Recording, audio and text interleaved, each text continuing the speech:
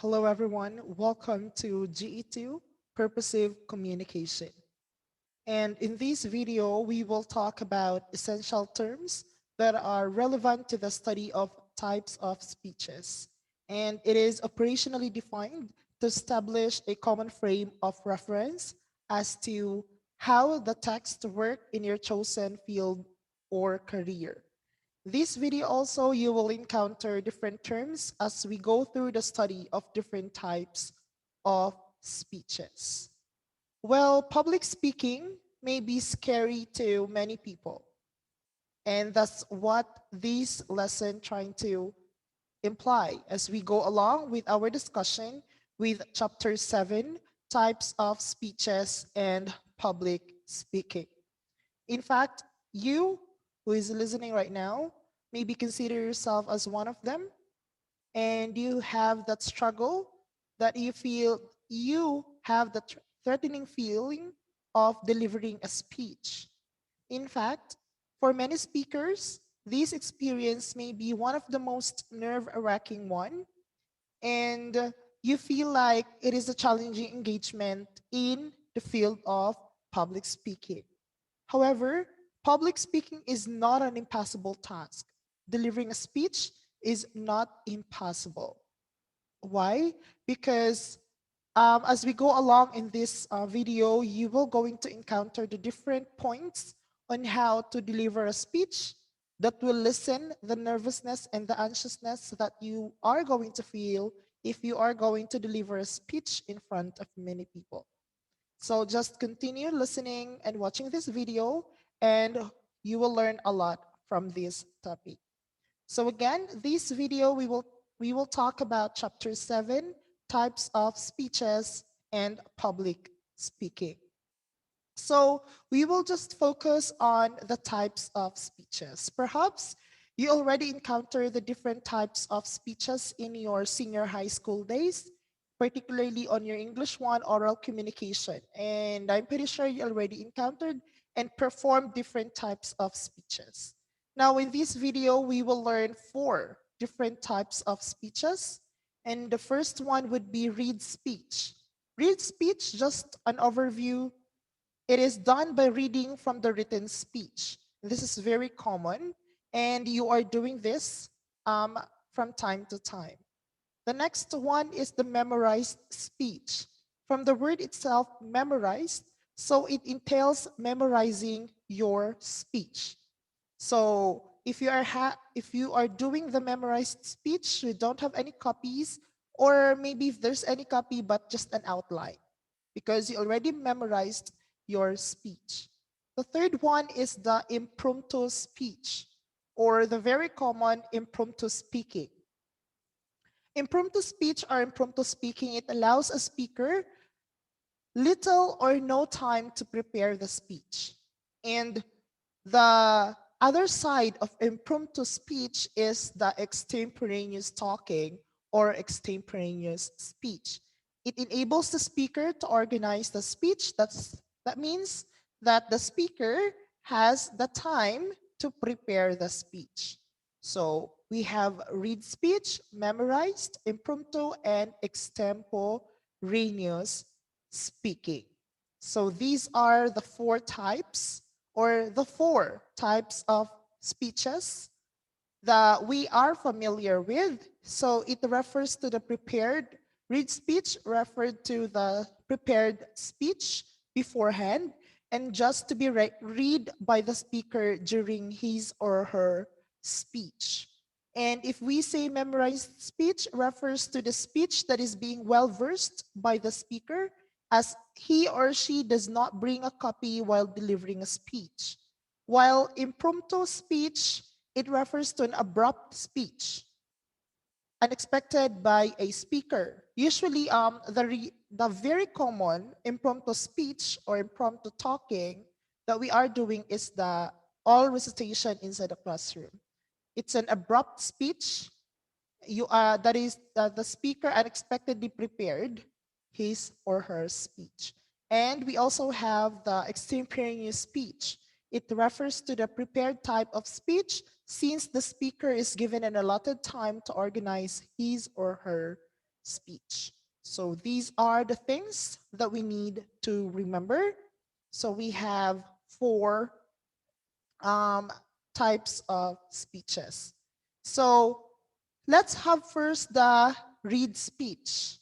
Now, read speech,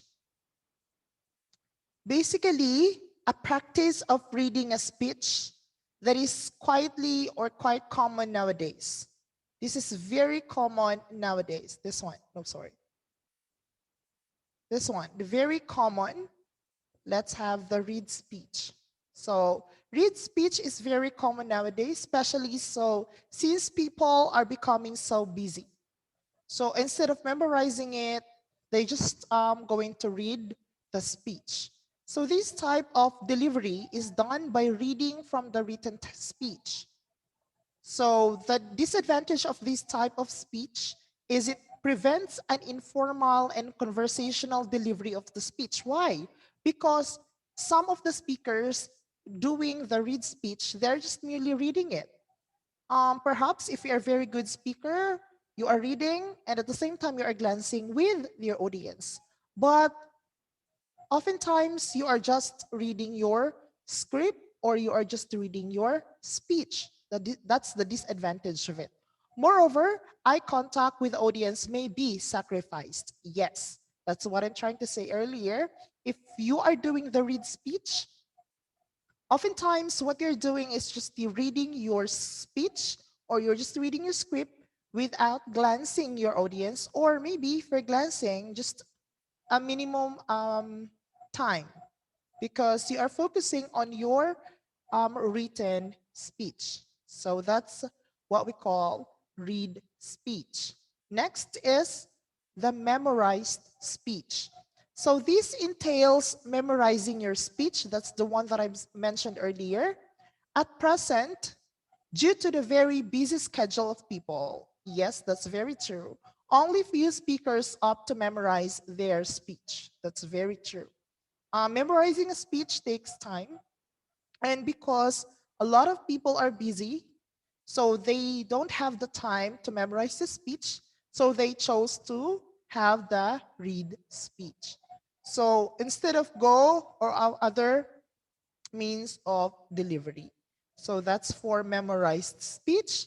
For impromptu speech, we have this type allows a speaker little or no time to prepare the speech. So usually this speech is a contest trying to check the capability or the intellectual capability of a speaker who tries to discuss a certain topic for no or little time to prepare the speech. While the extemporaneous speech, it implies or it talks about um, allowing a speaker little, or I mean, it is the speech delivered with some prepared structure, such as you have your notes or you have your outlines. And these notes or outlines enable the speaker to organize the speech. So these two, we have the impromptu and the extemporaneous speech. These are two common contests that we've heard in every competition that we have. And these two are trying to check the comprehensibility of the speaker and the speaking ability of the speaker. Again, it varies because if we say impromptu, it has no time, or maybe if there's time, just a little. While the extemporaneous, the speaker has plenty of time to think and organize his or her speech. So that's the four types of speeches. Now, let's proceed to the very common question. We are very much familiar with these four types of speeches, but the question now is how to deliver a speech. Any of those type of speeches, how to deliver it. How to make our speech more comprehensible. How to deliver our speech more audible and less stress, and our readers really understand what we are trying to say. So always remember that to deliver an excellent speech, successful speakers should view a speaking engagement like doing a stage performance. So you have to imagine if you are doing or if you're delivering a speech, you have to imagine that you are doing a stage performance. You're in the center of the stage. So you don't or you need to look at yourself. You need to look at yourself as the star of the show. Okay, so you have to assume and you have to imagine that you are doing a stage performance and you are the star of the night. Thus, you have to prepare and rehearse your speech until it becomes natural and spontaneous. So, very logical. If you are the star of the night, basically you have to do the things that you need and you want to do for you to be able to stand out. Same with public speaking or delivering a speech.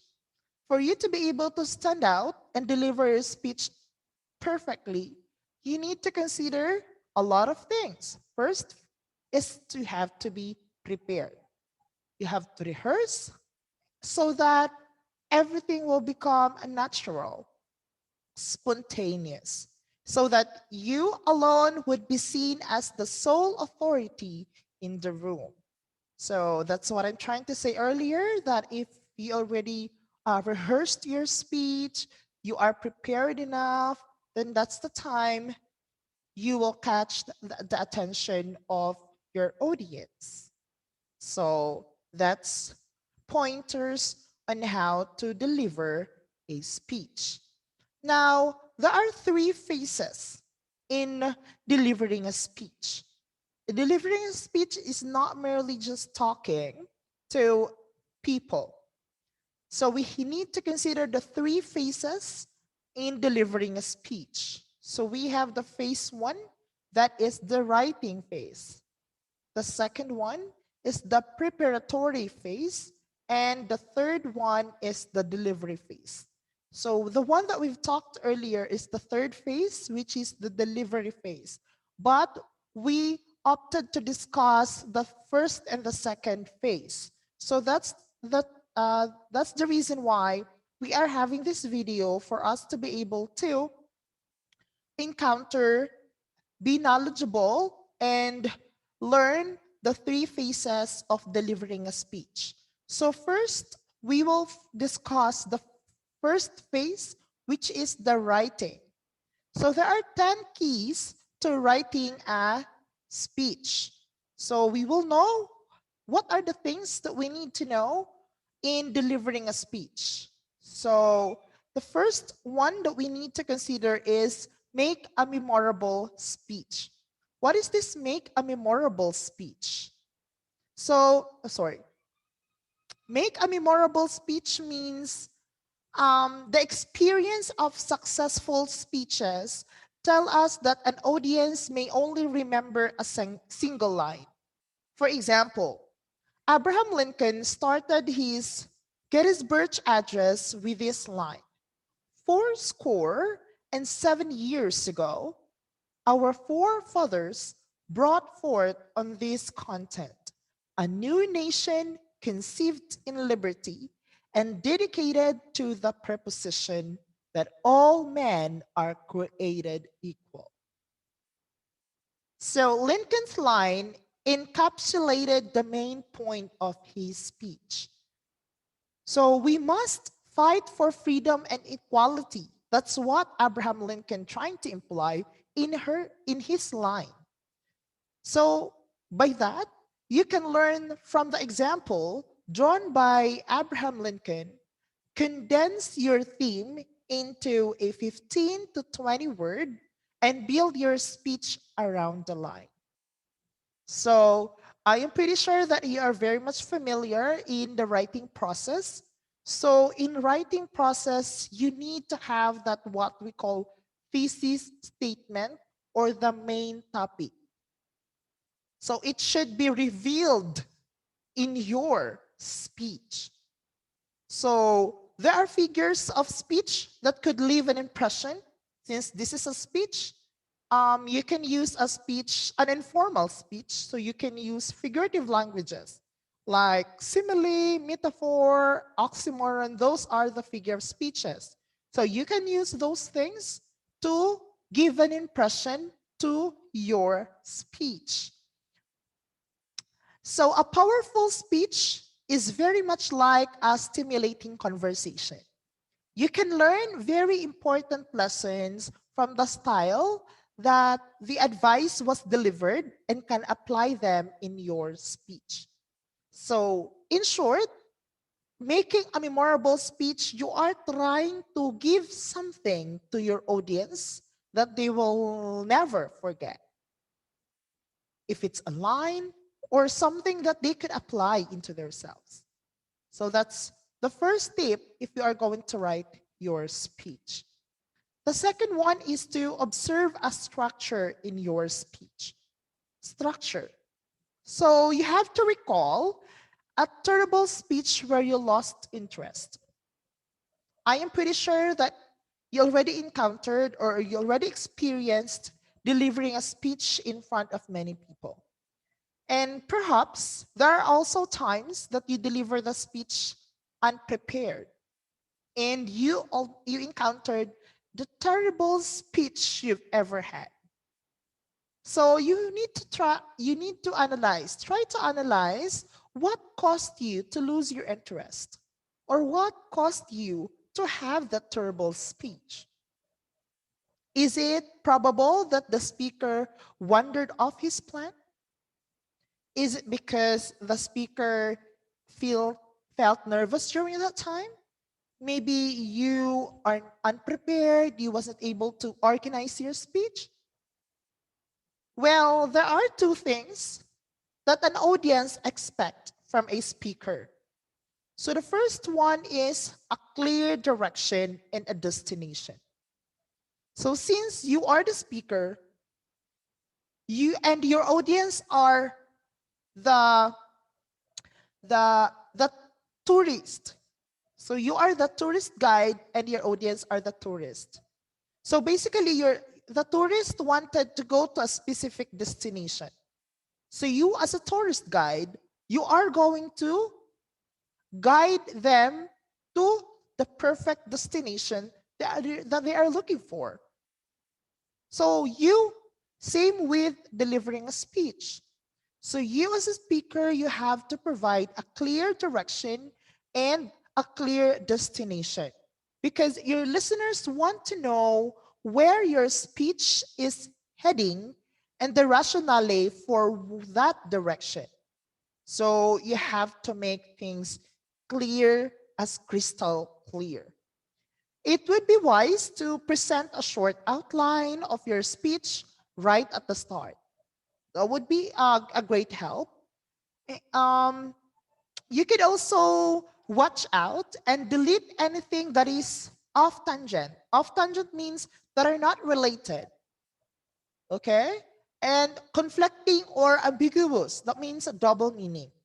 So if an item in your speech does not help you, put across your main message and you have to delete it.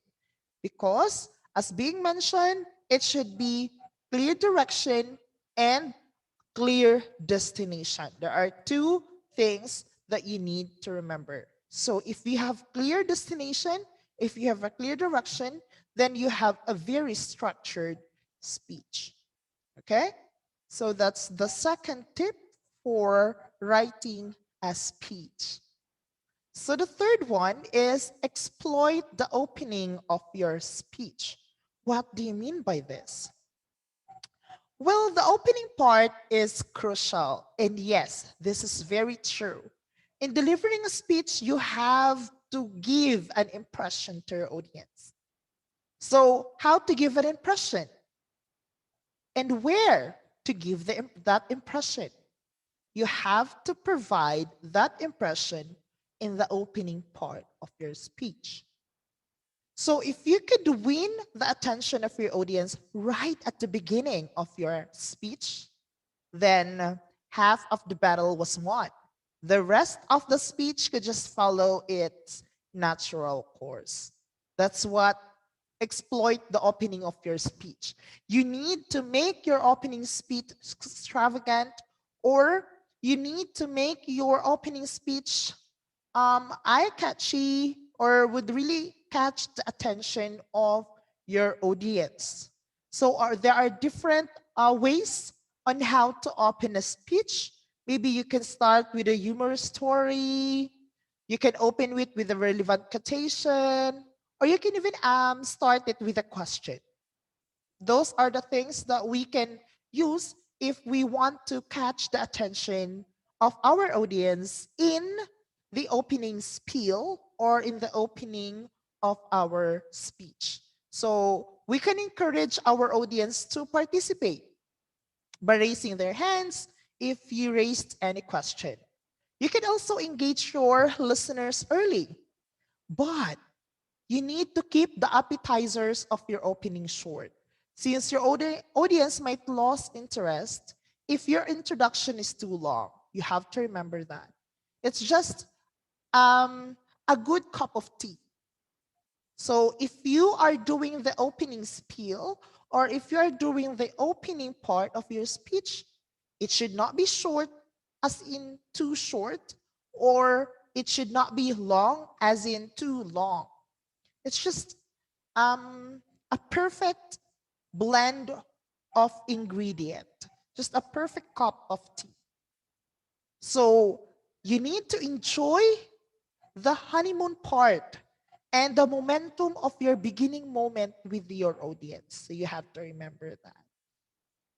So while this may be a great fantasy, I am pretty sure that 99% of your audience, if you will prepared your opening speech, the audience will be caught by that striking statement and focus on why and how this will happen. So that's for the exploit of the opening speech. And for the fourth one, begin with the right tone. Begin with the right tone. Tone, we are very much familiar with it because we already encountered the word tone in our previous discussion. So what is this tip number 4 means? What do you mean by tip number 4? Tip number 4, begin with the right tone. So adapting the right tone requires you to answer some basic questions. So the first question, who are your listeners? This is very important. You need to know your audience. You need to know your listener. Because if you know your audience, then that's the time you could able to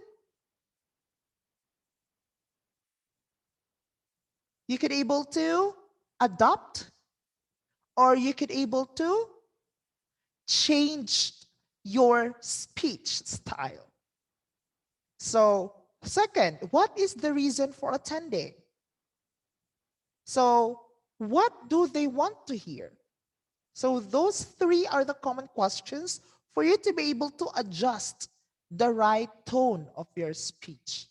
So same with writing your speech. You have to make sure that you meet the expectations of your listeners, regardless of the nature of your speech. Is it to educate, to inform, to motivate, entertain, or even challenge? Regardless of the purpose, as long as you meet the expectation, then everything is so perfect. So what are the things that you need to do? You need to review your main points. If they suit the theme or the occasion. If it's not, then change it, or you have to put some revision in it. Ask yourself, will my speech inspire and develop the best in my audience? And you have also to consider the following small tips. If the setting is professional, make your speech upbeat and inspiring. That's very common. It depends on the nature of the speech. Since if you could remember, you need to know who are your audience. So if you know who are your audience, then you can able to adjust your speech. If it's professional, your audience are professionals, then you have to act, or you have to have that tone of being professional. It should be upbeat and inspiring. So less jokes because these are professionals. But you could use upbeat and some jolly tones so that they will be inspired in your speech. So your listeners may forget everything you said. That's very true. But you can consider your speech successful if they leave the hall with a smile and a greater sense of hope and purpose. That's very true in all aspects. Even if you are just talking to a friend, we are very sure that everything that we've said to our friend will be forgotten. But as long as your friend will leave with a great smile, with a great realization, then everything is so perfect. So you need to begin your speech with the right tone. Okay? So next is number 5, be convinced with your message. So you need to be convinced with your message. So how and in what sense? So a speaker is like a marketing expert.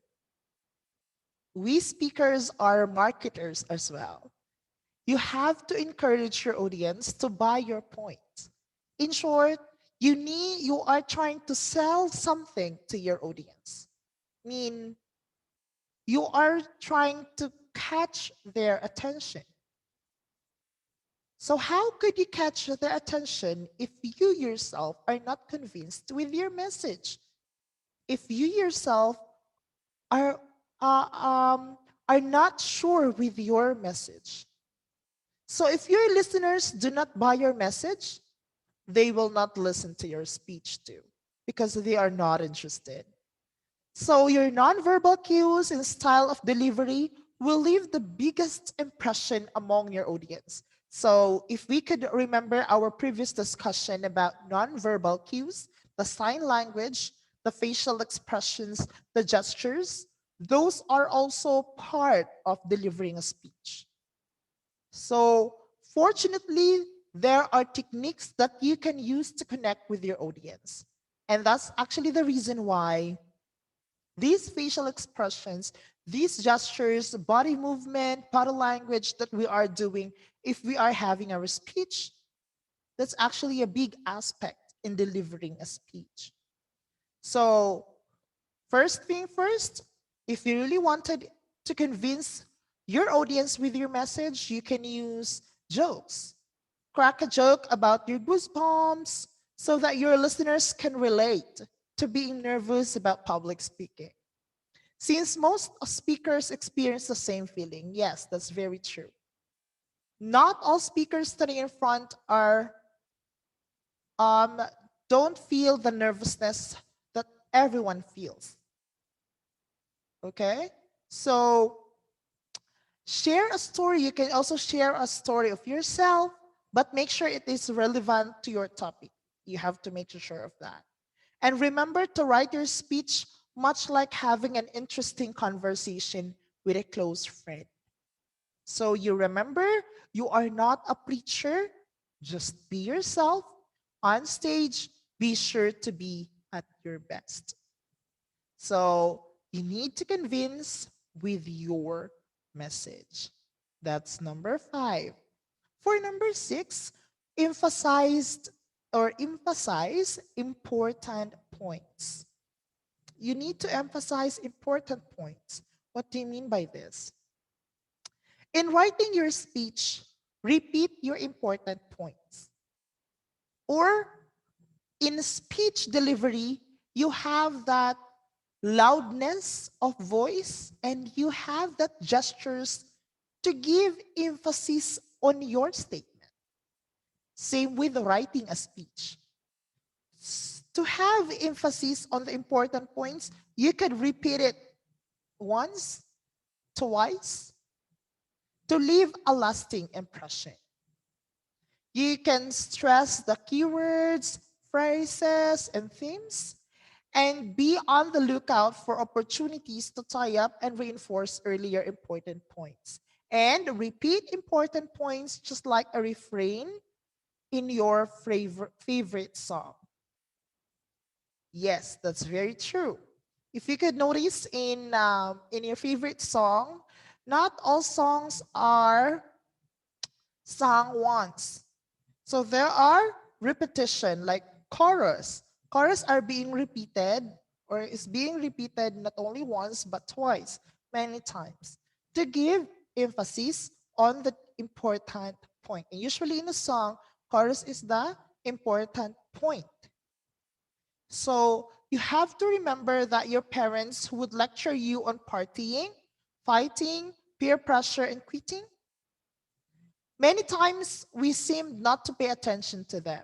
From time to time, they always tell about these things. Same with emphasizing important points. If it's possible, from time to time, you need to repeat those important points. Eventually, we encounter those realities and we realize the things that our parents simply repeated over and over again until they stop. The same principle that we can apply on putting across your message. Always remember, repeat your important points. That's for number 6. How to emphasize important points? You need to repeat it. Number 7, connect the important pointers by using conjunctions. So I will not discuss any further with regards to conjunction because you are familiar with it. Because in one of my videos, I explained the different types of conjunctions. So conjunctions means connect one sentence to another. So same here. Connect the important points by using conjunction. So since we've um, talked earlier about emphasizing important points, now this time we will try to connect those important points in our speech by using conjunction.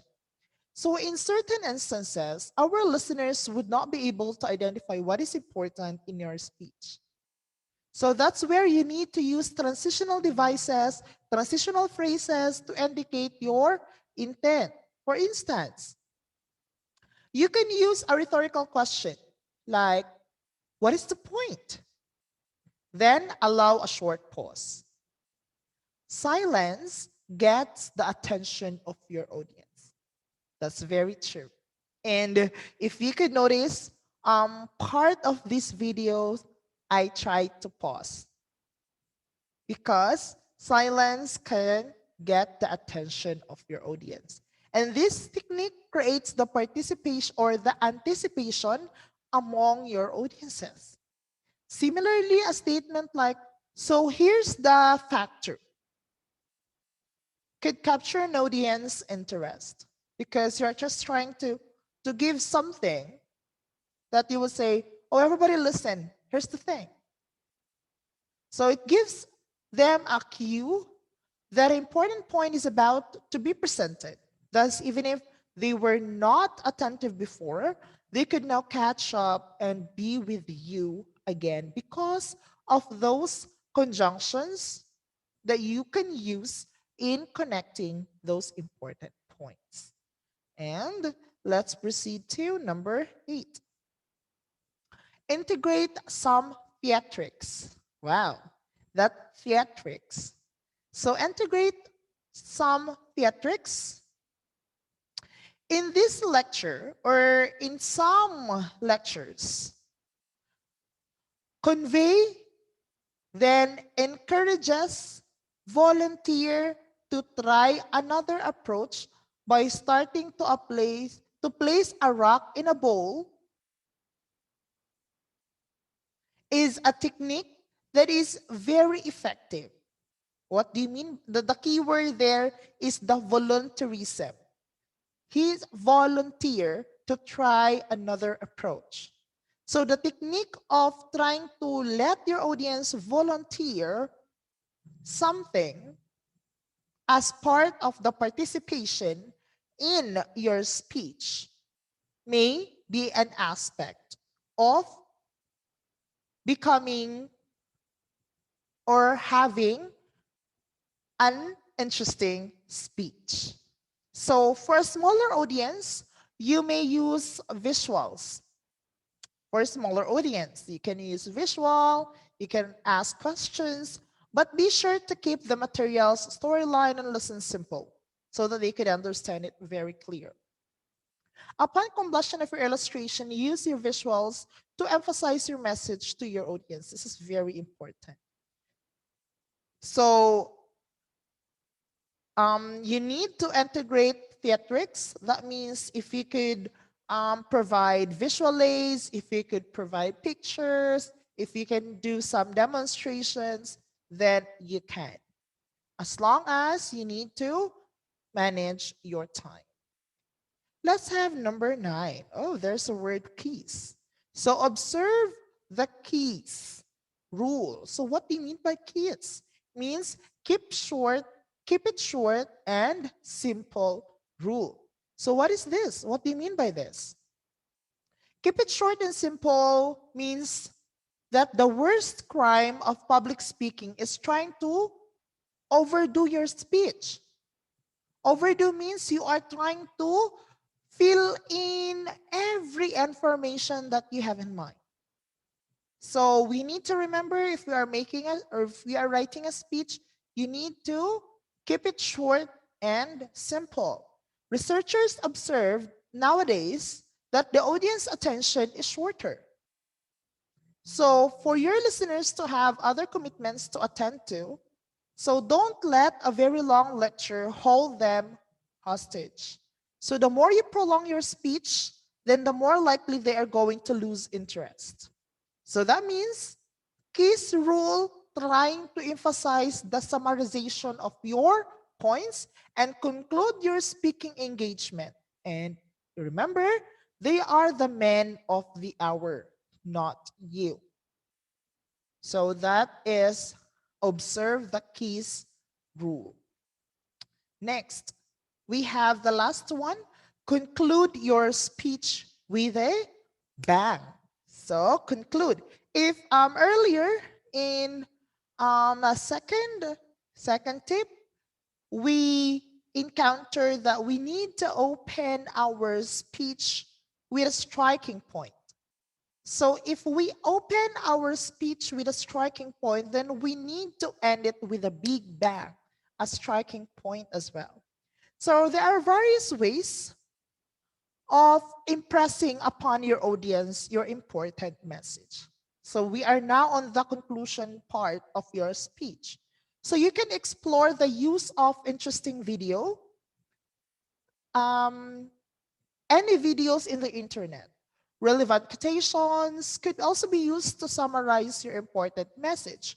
Or you can do recap to your biggest point. So you can narrate a success story. So no hold bars. Your concluding statement is what your listeners will, in the final analysis, discuss when they leave the hall. So that's the concluding part of your speech. So we are done with the first phase in writing a speech. So in our next video, we will talk about the second and the third phase.